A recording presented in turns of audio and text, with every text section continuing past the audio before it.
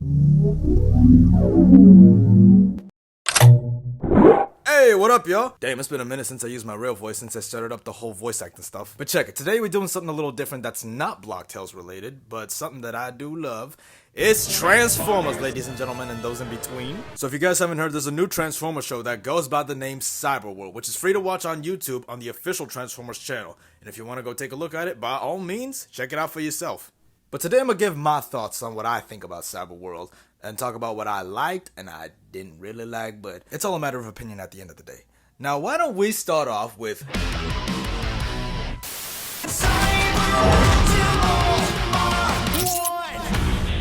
Oh yeah, I forgot to mention, this is a kid's show, so don't expect anything too crazy, alright? Let's move on. So the first thing we open up to is Optimus trying to take flight lessons while he's hearing these voices in his head as he falls. He then wakes the fuck up as he's about to see he's gonna hit a mean-ass landing, and not the good kind.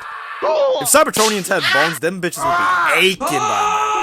I mean, look how they got my goat laid out like this, bruh. That one bust a seal. Now, I ain't gonna lie. Even though this Prime isn't voiced by the OG, but this, Kyle Kaxma... I'm sorry, how the fuck do you pronounce that? Actually has a pretty good voice for this iteration of Prime. I fucks with it. So after that little tumble he had back there, Prime gets up and gets what he calls a firmware update inside his systems, which kind of changes up his vision to have these little HUD icons on him, and we'll get to see what they kind of do later. So Optimus starts to explore this strange new world that he's just landed upon. They actually did pretty good with the modeling, I ain't gonna lie. It looks pretty nice. So, where and what is this strange new world? Oh, what the fuck? Okay, this is definitely not Earth. As he continues to explore, Optimus finds himself in the middle of a desert-like region where he detects a crashed ship right in the middle of it, and lo and behold, it belongs to the Autobots. He got one look at that symbol and he didn't waste no time. Hello? Is anyone still alive in there? Primus, I hope there's pizza bagels in that bitch. But what Prime didn't realize was that he entered enemy territory. Cause this big ass six-legged hulking motherfucker Scorponok pulled up to the function. So Prime like, Ah, great. Just another Tuesday. alright, now here we go. Let's see that Prime action. Nope.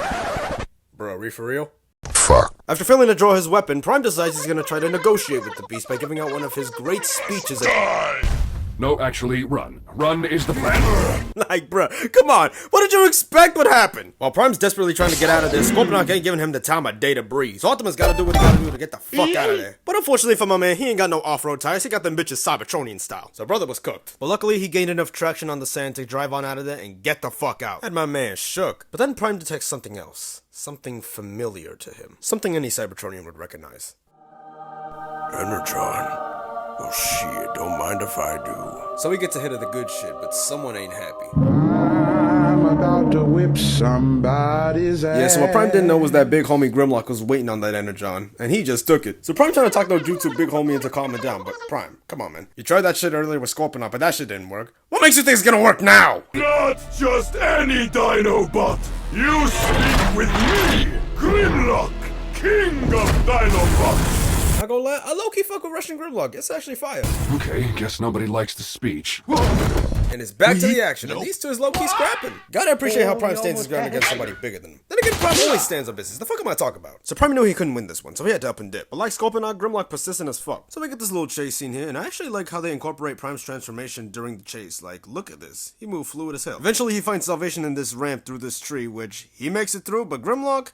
yeah, he couldn't. Boy, you're too fat for this. Lay off the Energon. So he drives onto the forest as his scanners detect something again flying into the air, but this time it ain't no threat. It's actually one of his homies. He sees the ship's gonna crash far, so he starts to make his way over there. And hey, it's Bumble. God damn, boy! They deadass got my man hitting the Yamcha. I'm dead. So B gets up from the crash, and just like Optimus, he gets one of these firmware updates. Hey, look at that, B. Looks like Prime pulled up to help you. Wait a minute, who the fuck are you? Megatron. Hello, Bumblebee. What? You telling me that's Megatron? Okay.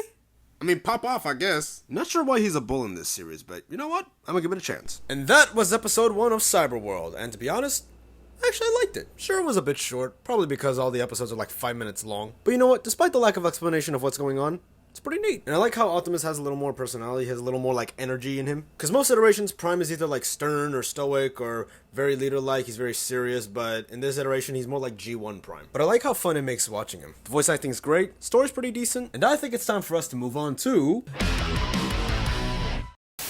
So we continue where we left off after Megatron pulled up to the function. And I actually have a little theory as to why he's a bull. You remember last episode how Prime tried to be all saucy by taking out his weapon but ultimately failed? Well, if you look at Prime's HUD screen, you can see that his only weapon is his fists. But later in the episode, we see Meg's stats and he has his axe as his melee. So I guess because this world is like a game, you can't use any outside weapons. And usually Meg's turns into a gun or a tank or something that is a weapon or has a weapon. Considering Optimus couldn't use his the first time he came here, probably Megatron couldn't use his as well. So I guess he turned to the next best thing, which was a bull, which in itself is a weapon. Also big and tanky too, so that's an extra bonus. But in a surprising turn of events, Megatron helps B. Because as he puts it, I am no Decepticon, and you are no Autobot.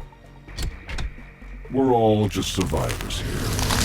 So then we cut to Prime, who's getting chased by Grimlock again, but with his quick thoughts and divine, Prime is able to disarm the king of the Dinobots. Then he drives off to find and reunite with his old friend. So B and Megs make their way through the forest as Megs is going on a whole tangent about how this world is unforgiving and you have to fight for your survival and all that shit. But B ain't taking shit seriously. Then the two stumble upon this giant laser that comes out the ground and they enter into it, and we are met with this target obstacle course challenge. The Prime objective? Hit the targets, win the Energon.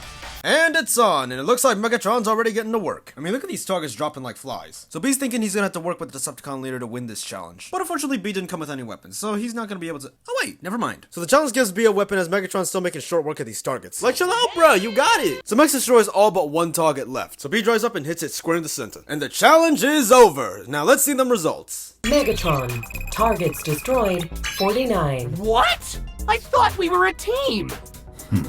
Yeah, so Megs is still a bastard trying to genjutsu B like this. Or at least, he tried to. Targets hit, 0. What? Team Bumblebee, targets hit, 1. Winner, Bumblebee. Yeah, so you fucked yourself, Megs, cause as the rule stated, It said target blaster, not target axe and sometimes face. so for his victory, B receives the Energon all for himself, and as for Megatron, yeah, that's what happens when you don't play by the rules, buddy. At least B's a good enough sport to help Megs up, even if the horned bastard tried to trick him. Unfortunately, his treachery isn't just tied to the program. Only the strong survive. And he sends his brother flying through the stratosphere. Oh, come on, man. Y'all have him hitting the Peter Griffin. Oh, god damn it. So B gets violated, but fortunately for our little yellow friend, Optimus Prime just rolled up. And now the iconic duo are once again reunited. And that concludes episode 2, and so far, I'm liking this. Gotta say that Kyle Kex still does an awesome Prime voice, and also did Bumblebee as well. I was surprised to learn this the first time I watched it. And damn did James Alexander cook as Megatron and Grimlock. Like, he gave him his versions of their voices, but he made the voices sound like they fit the characters, and I absolutely love it. What I like about this episode is that it kind of shows you how Cyberworld here works, and how it's like a whole game-like system. And you have to complete these challenges to progress and level up, and even get access to more weapons. I'm liking the concept so far, but I have so many questions, like, who is running this world, and who else has survived here? Well, why don't we find out now on... We open up with Scorponok fucking around the sand while B and Prime are trying to find a way to that ship right behind him. Unfortunately, they ain't got the resources to take on Big Dog here, so they're gonna have to find another way. On top of that, B's a little fucked after his run-in with Megatron earlier in the last episode. They then both detect something. A crate drop. If it means they have a chance against Scorponok, then maybe they could use those supplies. But of course, they're not the only ones after it. Oh, finally! We have not had crate drop in forever!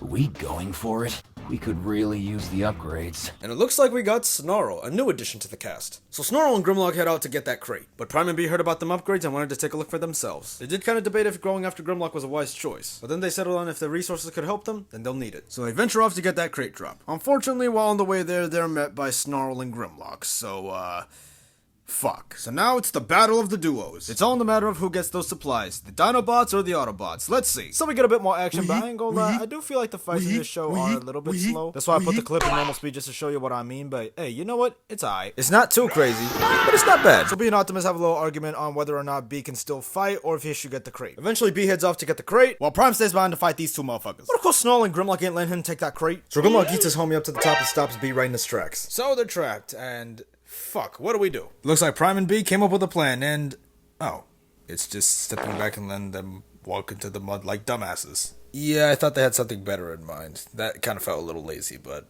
Okay, so Prime and B make it to the top, but so do these two. So B opens the crate and gets a neat little gun, and Prime finally gets his axe back. So with the new upgrades, they're able to beat the Dinobots back. Eventually, Grimlock gives up and tells Snarl to retreat, but not before leaving a message for Prime. Stay out of my way, Optimus.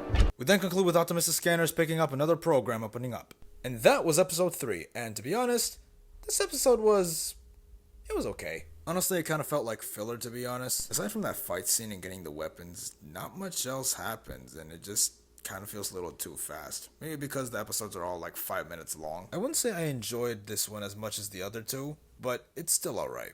So my final thoughts on the series so far, I think it has potential. I actually do kind of like it.